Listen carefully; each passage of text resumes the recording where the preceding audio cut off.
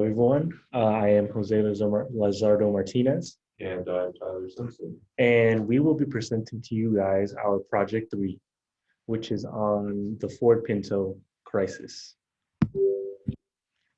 The Ford Company and Lee Iacocca background.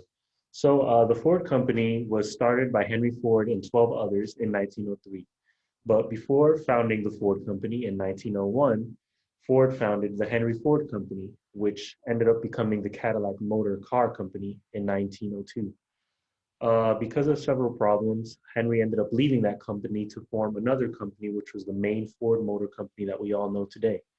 He started this company with 12 others, and him and those 12 others formed a company altogether, and they put down $28,000 to start up the company, which was a lot at the time. And they had no idea what the outcome was going to be. They just went all in. So in 1903, they ended up selling their first vehicle, which was a major stepping stone for the company. And he became the president and took control of the company in 1906. And that's when the Ford Company took off. So let's move on to Lee A. Iacocca. He was a visionary automaker who ran the Ford Motor Company and then the Chrysler Corporation. Mr. Iacocca was the son of an immigrant hot dog vendor, and he made history as the only executive in modern times to preside over the operations of two of the big three automakers, which was huge. He was an innovator. So he was responsible for the development of the Ford Mustang and Ford Pinto cars while at the Ford Company in the 1960s, which are cars that we all know today.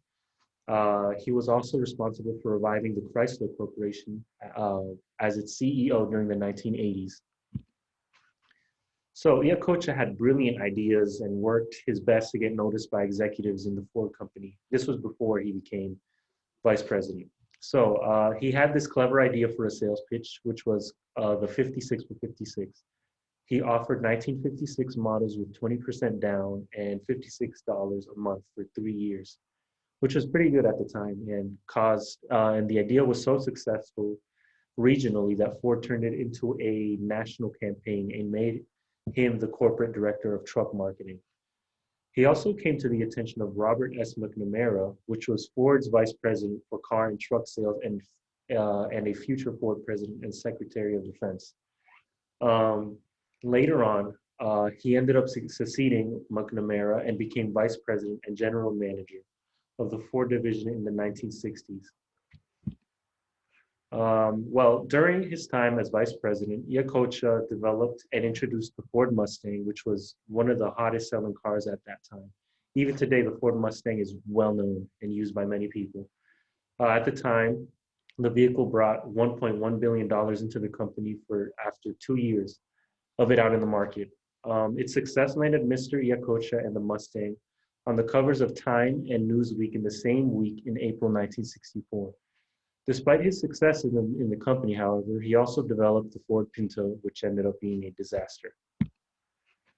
So for all of the successes of Mr. Iacocca, the Pinto turned out to be not one of them.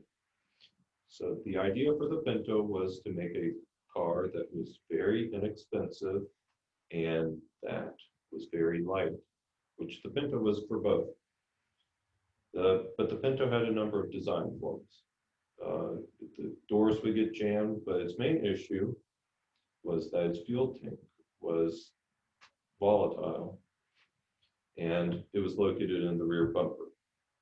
When the car would get into simple fender bender, per se, the tank, which didn't have the necessary protection, would potentially explode and cause a fire.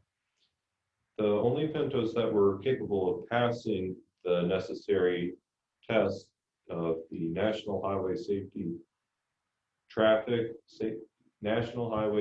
Safety Administration were modified, but Ford proceeded to produce the Pinto anyway.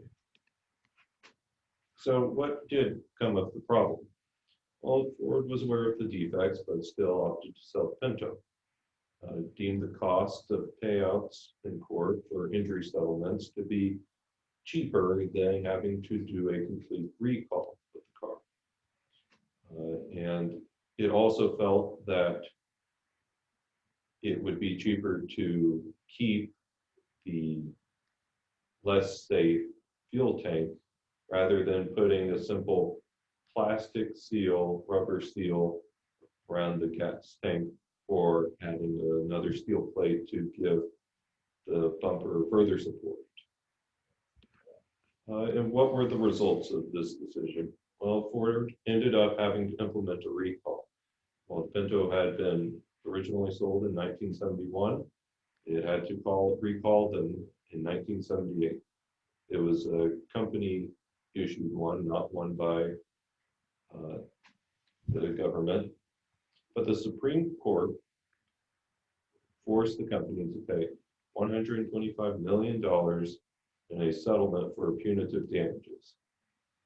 Along with hundreds of injuries that were sustained in Pinto crashes, whether from burns or just poor car performance in a crash, there were 27 deaths that were tied to the Ford Pinto.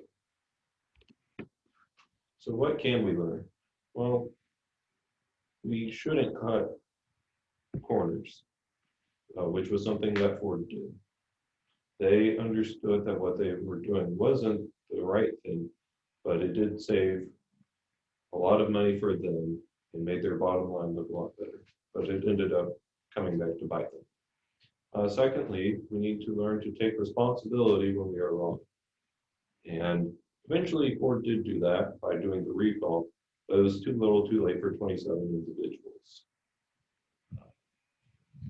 And yeah, we should also remember that people should always come before profit. Because they had put profit and wanted a buttload of money with the Ford Pinto car, they ended up causing a lot of injuries and even deaths when it came to the Ford Pinto and putting it out in the market too quick. So yeah, remember that you should always think logically and ethically before making rash decisions. And yeah, those are our references, and that was our presentation. Thank you for listening.